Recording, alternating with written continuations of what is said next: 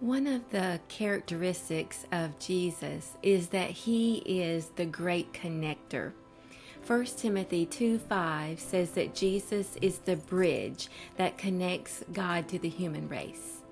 He links a holy God together with sinful man.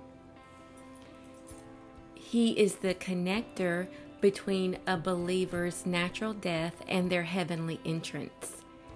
But does Jesus connect us in other ways too? Yes. He is the connector between unhealed trauma and healing.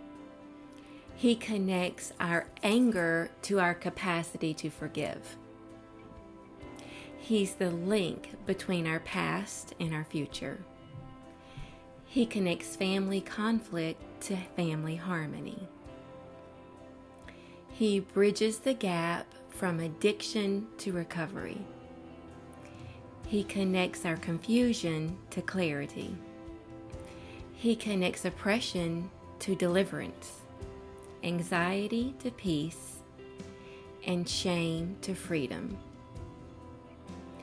He is the connector between our problems and our opportunities, and the way to connect human weakness with divine strength.